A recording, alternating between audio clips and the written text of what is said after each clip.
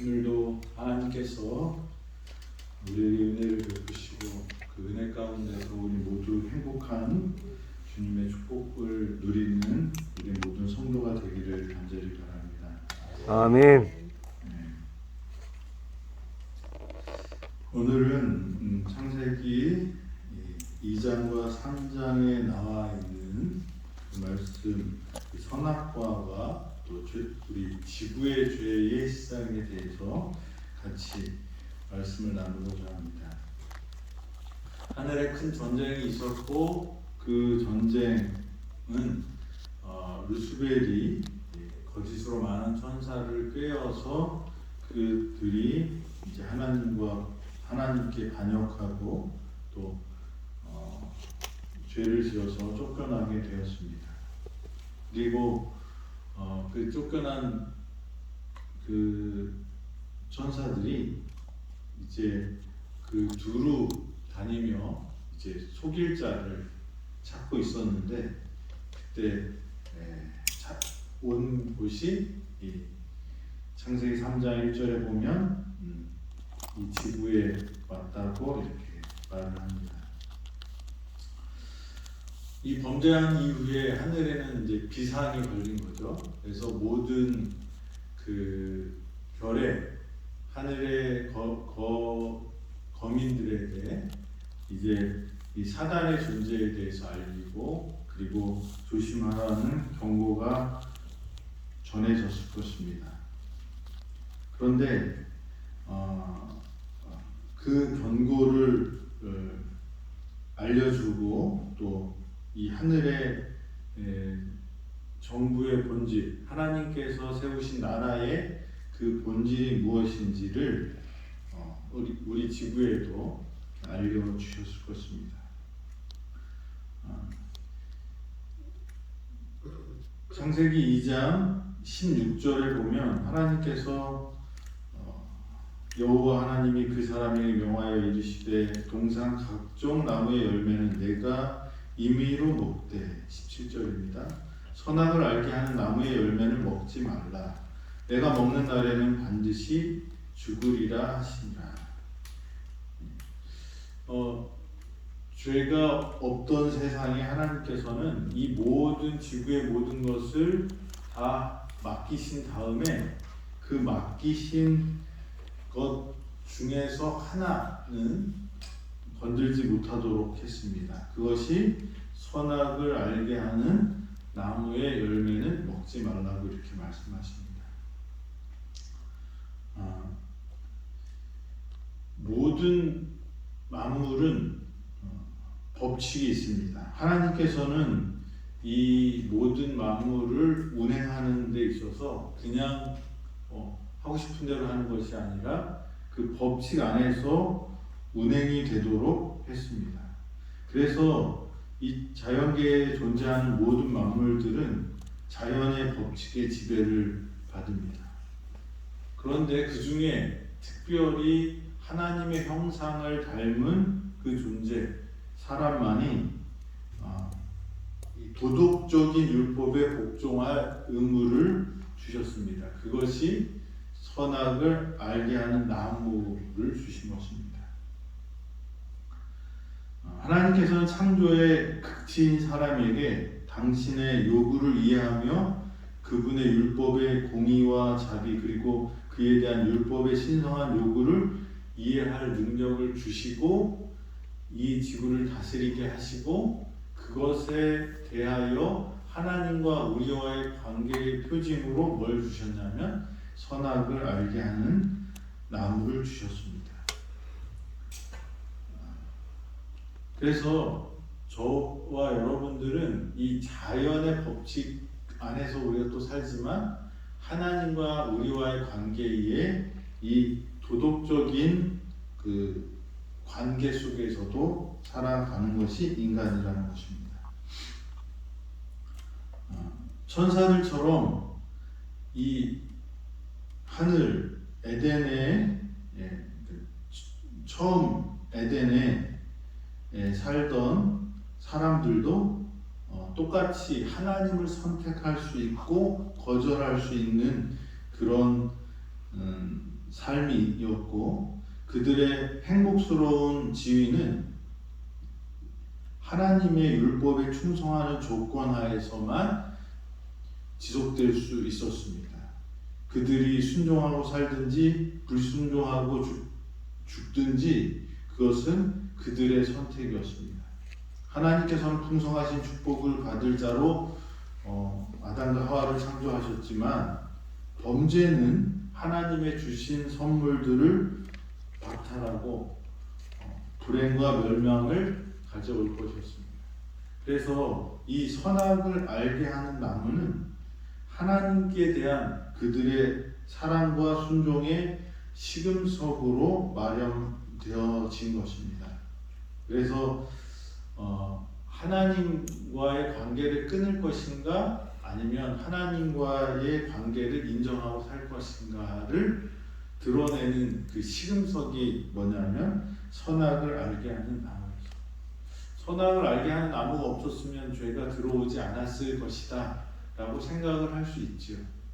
그런데 그것은 우리가 하나님을 선택할 수 있는 능력을 뺏어버리는 거예요.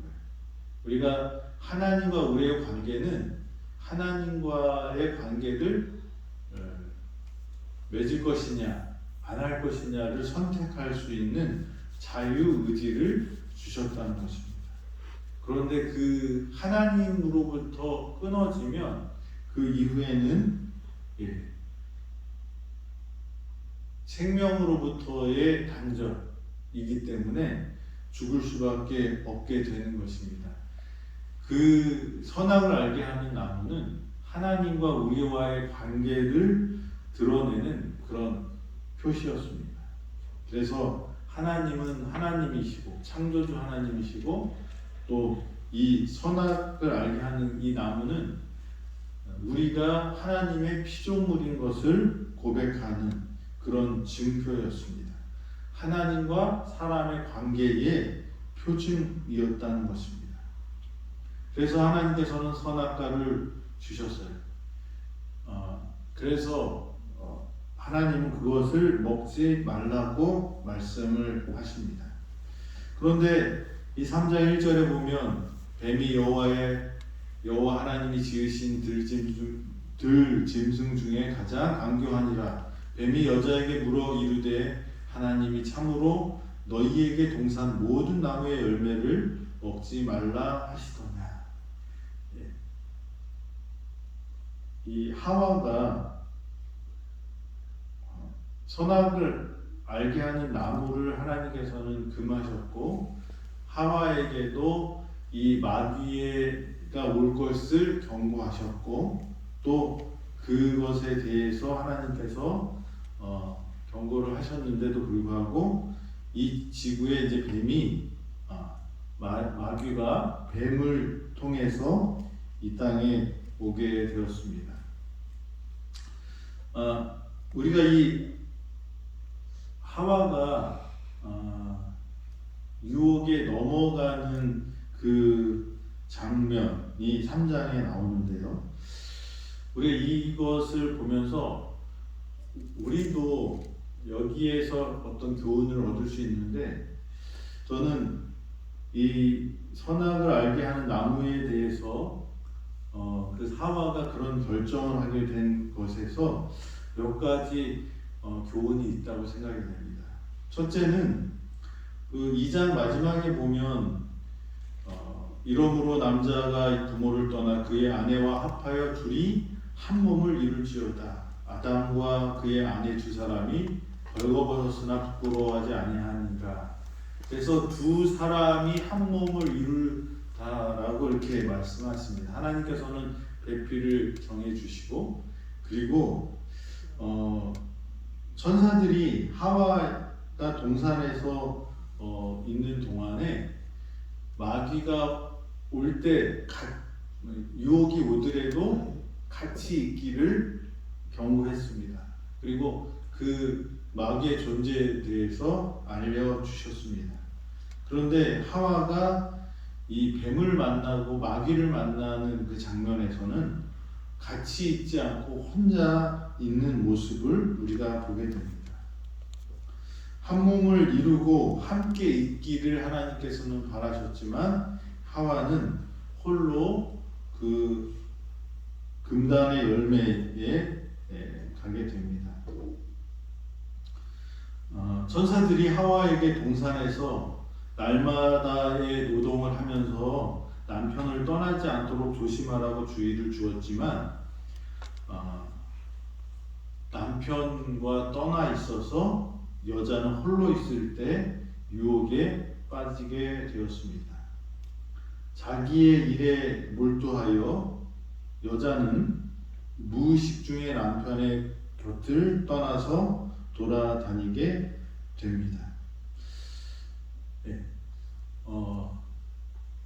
사람은 이 하와와 아담과 하와가 살던 그 시대는 우리보다 지혜가 어떤 분은 60배는 좋았을 거라고 그렇게 얘기를 하는 분들이 있어요. 얼마나 좋았는지 모르지만 월등했다는 것입니다. 왜냐하면 하나님이 그 짐승들을 싹 보여줄 때 바로바로 이름을 정할 만큼 그런 지혜가 충만한 사람이었고 순발력이 있던 것이 인간이었습니다. 하지만 마귀가 뱀에게 들어와서 유혹했을 때 넘어지는데 이 하와가 뱀의 유혹에 넘어가게 되는 모습을 봅니다. 우리는 지금 하와나 아담보다도 능력이 미천합니다. 그런데 우리는 죄에서 이길 수 있다고 말합니다. 근데 그것이 무엇이냐면 누가 함께 있기 때문에 예수님이 우리와 싸워주시기 때문입니다. 그런데 우리는 종종 이 근거 없는 자신감을 가지고 홀로 있을 때가 많아요. 하나님은 둘이 한 몸을 이루고 함께 있으라고 말을 했습니다. 전도서 4장 12절에는 이런 말씀이 있습니다. 한 사람이면 패하겠거니와 두 사람이면 맞설 수 있나니 세 겹줄은 쉽게 끊어지지 아니하리라. 그래서 우리가 죄를 만났을 때, 우리에게 유혹이 왔을 때 우리는 어떻게 해야 되냐? 예수님이 함께 하시면 우리는 항상 이길 수 있어 하고 유혹에 맞서기 위해서 죄 속으로 들어가면 안 된다. 우리는 유혹이 오면 가능하면 어떻게 해요? 싸우지 말아요. 피해야 돼요. 그리고 그 피하는 방법 중에 하나가 뭐예요? 죄가 있는 곳으로 걸어가지 않는 것뿐만 아니라 누구랑 같이 있어야 돼요? 하나님께서 허락하신 그 반려자, 배우자와 함께 있어야 되는 것입니다. 우리는 종종 자기 자신에 대해서 근거 없는 자신감을 가지고 나는 할 수 있어. 이 말이 참 좋은 것 같지만 죄와 현실적으로 우리가 마귀와 싸워서 이길 수 있는 능력이 우리한테는 없어요. 우리가 이길 수 있는 것은 예수님이 함께하는, 예수님이 싸워주셔야지 우리가 이길 수 있는 거거든요. 그런데 예수님께서 함께해서 이겼던 경험이 내 것이라고 착각하면 어떻게 될까요? 그러면 백전백패하게 됩니다. 하와가 죄를 짓게 된 이유 중에 하나가 뭐냐면 함께 하지 않았어요.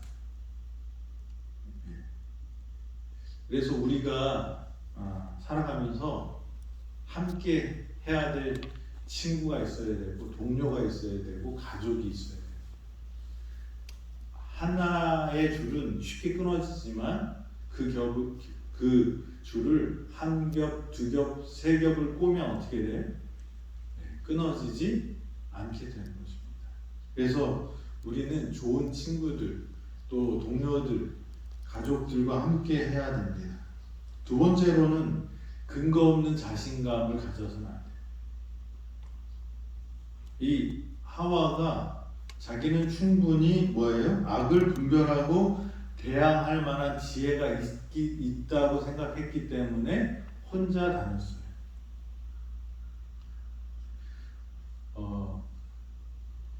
사람은 연약합니다.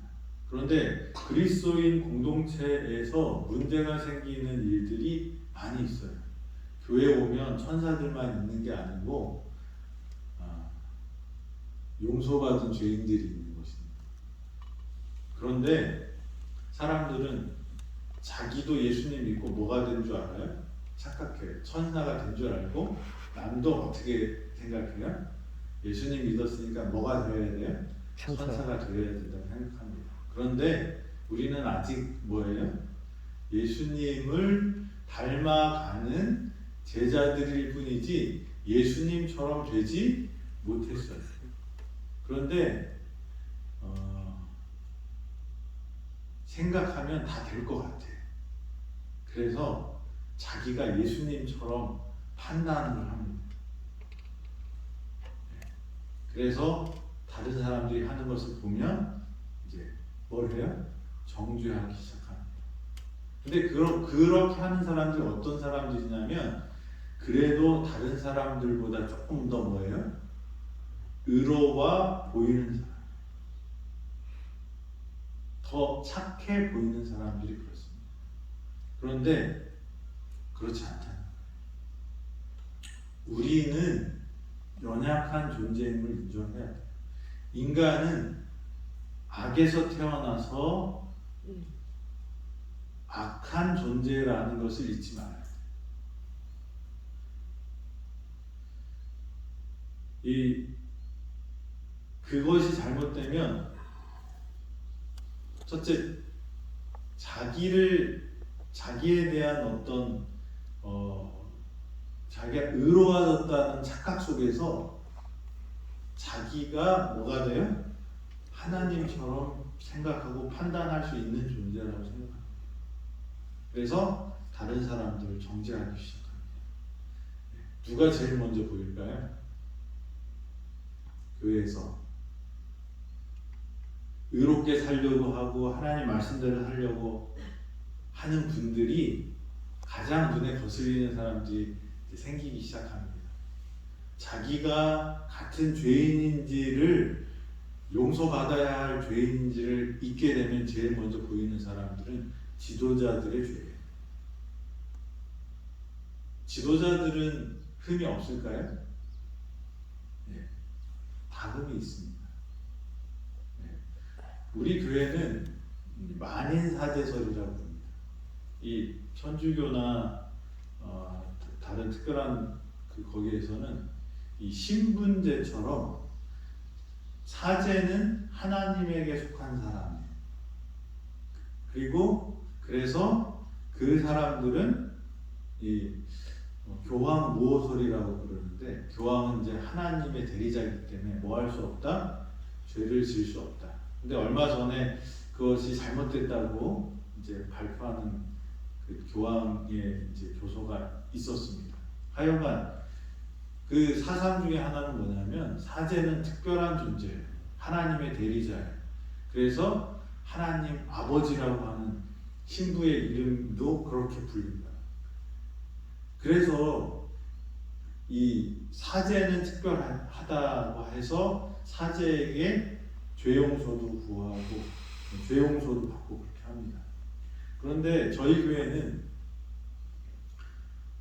목사는 똑같은 인간이에요. 그렇지만 뭐가 다를까요? 하나님께서 맡기신 기능이 있어요. 사역의 다름이지 존재의 다름이 아니에요. 근데 우리는 그 존재 자체가 다르다고 생각할 수 있어요.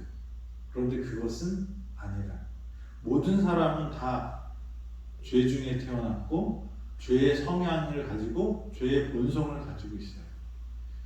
그것이 우리가 하나님 안에서 거할 때 하나님께서 우리를 변화시켜 주신다는 것이 우리의 믿음입니다. 그래서 자기 자신을 하나님의 사람이라고 믿는 그 순간에 우리는 다른 사람들을 정죄하게 될 수 있습니다. 또 하나는 이 근거 없는 자신감은 다른 사람들을 볼 때 뭐예요? 자기 자신이 의로운 것처럼 다른 사람도 의로워야 된다고 생각할 뿐만 아니라 이상적인 이야기만 계속합니다. 그러니까 현실과 이상이 괴리가 생겨요. 예수님 믿는 사람들은 다 어떻게 해야 돼요? 착해야 돼요. 나눠줘야 돼요. 그런데 사람은 누구부터 사랑하게 돼 있어요? 팔은 안으로 굽어요. 그래서 가족부터 사랑해요. 그래서 말은 서로 사랑하라고 하면서 뭐 아주 강조를 많이 하는데 실제는 맛있는 거 있으면 같이 우리는 다 형제니까 나눠 먹읍시다. 그리고 다 나눠 먹으라고 그래요. 그러다가 어떻게 해요? 맛있는 거 있으면 자기 아들만 딱 불러갖고 이렇게 먹이는 거예요. 근데 그게 걸렸어요. 그러면 그 다음에 어떻게 될까요? 그분에 대한 믿음이 없는 거예요. 우리가 자기 자신의 이 부족함과 죄성을 인정하지 않고 나는 변화되었어 라고 그렇게 말하는 순간부터 우리는 하나님의 보호하심과 또 하나님의 도우심을 받을 수 없게 됩니다. 우리는 연약한 존재. 항상 잊지 마셔야 돼요. 무슨 기사를 볼 때 악한 사람이 이번에도 제주도에서 16먹자리를 죽였잖아요. 어떻게 사람이 그럴 수 있어? 그렇게 하지만 그 사람이 그렇게 했다는 것은 나 안에도 죄된 본성이 있어서 그렇게 복수하고자 하는 마음이 생기면 나도 그렇게 변할 수 있는 존재라는 걸 인정해야 돼요.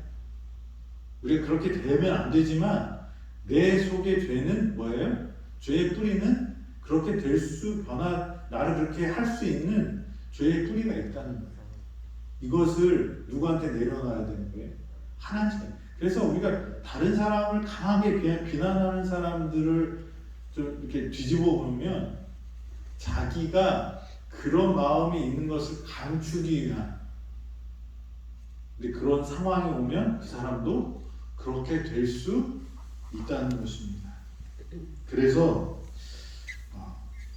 우리가 나 자신을 이해하고 다른 사람을 이해할 때 우리는 아담과 하와보다도 훨씬 타락한 존재이고 악에 가까운 존재라는 것을 잊지 말아야 돼요. 우리의 희망이 있다면 내가 다른 사람보다 더 착한 일을 많이 한 것이 희망이 아니라 뭐예요? 내가 죄인임에도 불구하고 나를 구원하시려고 애쓰시는 하나님, 예수님이 계시다는 것이 우리의 희망이라는 거죠. 아멘. 그래서 죄에 대해서 민감한 건 좋지만 그것이 나랑 상관없는 것처럼 다른 사람들을 공격하거나 그것이 나랑 전혀 관련 없다고 말하는 그 순간 넘어질 수 있는 존재가 바로 인간이라는 것입니다. 우리는 그래서 은혜 가운데 살아야 돼요. 하나님의 능력 가운데 살아야 돼요.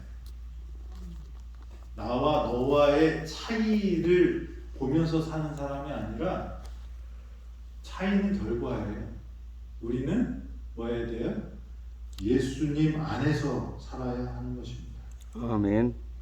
그리고 저와 여러분들은 그래서 날마다 어떻게 해요? 예수님 안에 거하는 사람들이 돼야 돼요.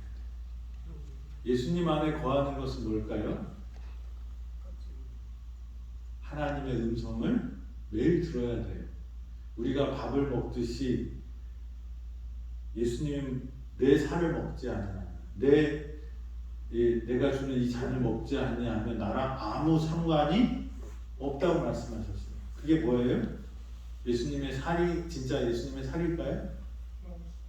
말씀입니다. 예수님의 보혈은 뭘까요? 예수님의 그 잔은 뭘까요? 예수님의 보혈입니다. 우리가 날마다 말씀 속에서 예수님을 경험해야 돼. 예수님의 희생을 경험하고 예수님의 용서하심을 경험해야 돼. 그거는 우리가 어느 순간에 딱 됐다고 생각했을 때 그 다음부터 그렇게 되는 게 아니에요. 날마다 새로워지고 날마다 성령 충만해야 되는데 그것은 우리에게 먹는 것처럼 매일매일 양식을 먹을 때 그렇습니다. 그래서 이 아침에 나와서 말씀을 듣는 거 참 중요합니다. 그리고 기도하는 거 참 중요합니다. 근데 또 중요한 게 하나 있어요. 뭘까요? 떠먹여주는 것보다 더 중요한 건 뭐예요? 이제는 씹어먹는 것도 해야 돼요. 이 말씀을 듣는 건 어떻게 보면 떠먹여주는 거예요. 근데 하나님께서는 저와 여러분들에게 장성한 그리스도의 분량까지 자라나라고 말씀하십니다. 그래서 여러분들이 개인적인 기도, 개인적으로 날마다 하나님을 만나는 경험도 필요합니다. 그거를 위해서 저희가 이제 제자 훈련을 이제 할 겁니다. 그래서 그때가 되면 같이 그걸 해서 하나님께서 이렇게 목사를 통해서 먹여주시는 그것도 중요하지만 또 뭐가 있을까요? 하나님께서 주시는 그 영양가 있는 것을 꼭꼭 씹어서 내가 만난 하나님, 나를 먹이시는 하나님을 만나고 하나님과 함께 해야 될 것입니다. 유혹이 있을 때 유혹이 있는 대로 가시면 안 돼요. 우리는 뭐예요? 연약한 존재. 그래서 결혼하면 각방 쓰지 말라고 그러잖아요. 그리고 사람은 보이지 않으면 보이는 것을 쫓아가게 되어 있습니다. 그래서 우리는 죄의 성향이 있고 죄가 일어날 것 같은 곳에는 안 가는 것이 상책이에요. 뭐 특별한 목적으로 갈 수가 있어요. 그죠? 그렇지만 그것이 술집에 매일 출근하면서 나는 술 안 마실 거야. 그렇게 될 수 있을까요? 거기로 가는 발걸음을 어떻게 해요? 돌려야 되는 것입니다. 죄가 많은 곳에 가면 오염이 돼요. 그래서 그것을 피하는 것이 첫째 우리가 해야 될 일입니다. 둘째는 우리가 연약한 존재인 것을 인정하고 하나님만 붙잡는 사람들이 되어야 돼요. 근자감을 없애요. 우리의 자신감은 근거가 있어야 되는데 그 근거는 뭐예요? 내가 모든 것을 할 수 있는 이라 어디서? 예수 안에서. 이게 근거입니다. 그래서 저와 여러분들이 유혹이 오고 죄가 있을 때 그것을 피할 수 있으면 피하고 그리고 만약에 맞서 싸워야 된다면 누구랑 싸워야 돼요? 내가 싸우는 게 아니라 예수님과 함께 싸우는 사람들이 되어야 할 것입니다. 저와 여러분들이 하와의 실패를 통해서 교훈을 얻고 오늘도 그런 유혹이 온다 할지라도 다시 승리하는 저와 여러분이 되길 간절히 바라면서 말씀 드리겠습니다. 하나님, 오늘 우리에게 주신 말씀처럼 죄에 가까이 가지 않는 저희 되게 하시고 우리가 죄를 이길 수 있는 그 방법은 나에게 있지 않고 예수님께 있다는 사실을 잊지 않고 항상 예수님과 함께 할 수 있도록 인도하여 주시옵소서. 홀로는 이길 수 없지만 삼겹줄을 만들면 우리가 견디고 승리할 수 있다고 말씀하셨사오니 아버지 믿음의 동지들과 힘을 합하여 이 세상을 함께 이기는 우리 모두가 될 수 있도록 인도하여 주시옵소서. 죄가 가까이 올 때 피하게 하시고 예수님을 굳게 잡음으로 그 죄에서 승리하는 우리 모두가 되기를 예수 그리스도의 이름으로 기도드립니다. 아멘. 아멘.